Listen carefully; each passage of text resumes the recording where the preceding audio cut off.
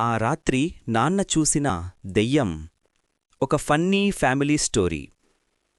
ఒకప్పుడు ఒక అందమైన గ్రామం. ఆ గ్రామంలో ఒక ముద్దు కుటుంబం.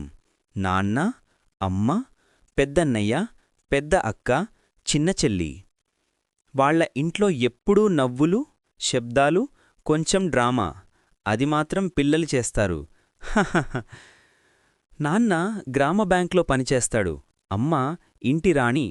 3 పిల్లలు స్కూల్లో చదువుతారు లేదా చదువుతున్నట్టు నటిస్తారు. ఆ రాత్రి మొదలైంది. ఒకరోజు నాన్న బ్యాంక్లో పనిచేస్తున్నాడు. సాధారణంగా ఆయన 6 గంటల్లోపే ఇంటికి వస్తాడు. కాని ఆ రోజు పని అంతగా ఉండటంతో టైం కూడా ఇబ్బంది పడింది. చివరికి గడియారం చూసేసరికి రాత్రి 11 గంటలు. నాన్న, అయ్యో, నా భోజనం కూడా నన్ను మర్చిపోయి పడుకున్నట్టుంది. అతని ఫ్రెండ్ పని ఆపి బయలుదేరదామంటే బయట పెళ్ళికొడుకు స్వాగతంలాగా వర్షం పడుతోంది. వాళ్లు బ్యాంక్లోనే చిక్కుకున్నారు. ఇంతలో ఇంట్లో అమ్మ, 3 పిల్లలు నాన్న కోసం ఆత్రంగా ఎదురుచూస్తున్నారు. వర్షం వల్ల కరెంట్ లేదు. పిల్లలు ప్రపంచం చివరి దశలో ఉన్నట్టు నటిస్తున్నారు. అమ్మ, తిని పడుకోండి. పిల్లలు, లేదమ్మా, నాన్న వచ్చాకే పడుకుంటాం. అమ్మ మనసులో, నాకూ ఈ ఆప్షన్ ఉండింటే బాగుండేది. కొద్దిసేపటి తర్వాత నాన్న ఫోన్ చేసి 10 నిమిషాల్లో వస్తా అని చెప్పాడు. నాన్న వచ్చేశాడు.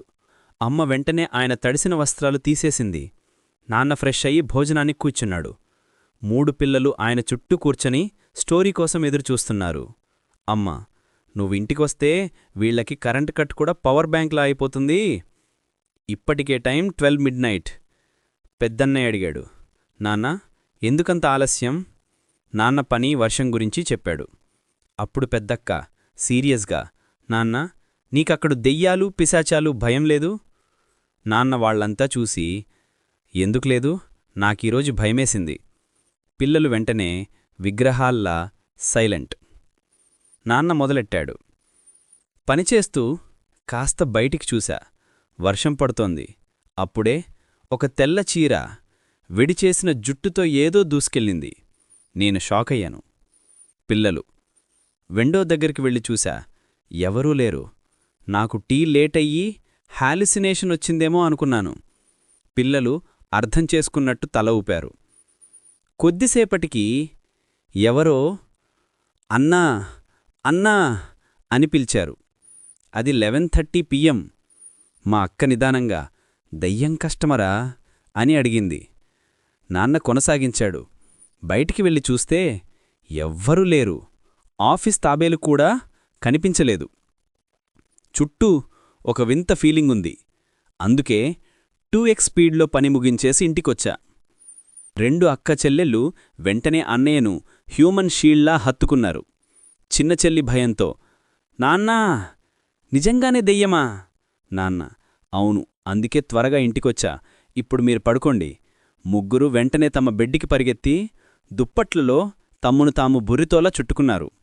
వెంటనే హనుమాన్ చాలీస ప్రారంభం. Speed version 2.0. ఇంతలో అమ్మ, నిజంగా జరిగిందా? నాక్కూడా భయమేస్తోంది. నాన్న నవ్వుతూ, అయ్యో కాదురా, పిల్లల్ని పడుకోబెట్టడానికి చేశా. అమ్మ కూడా నవ్వింది. పక్క గదిలో పిల్లలు మాత్రం జై హనుమాన్, జై హనుమాన్ స్టీరియో సౌండ్లో. అందరూ చివరకు నిద్రపోయారు. కాని రాత్రి 2 గంటల సమయంలో నాన్న ఒక్కసారిగా కళ్ళు తెరిచాడు. సీరియస్ అయ్యి అనుకున్నాడు, జోకా బొక్క, ఇది నిజంగానే జరిగింది.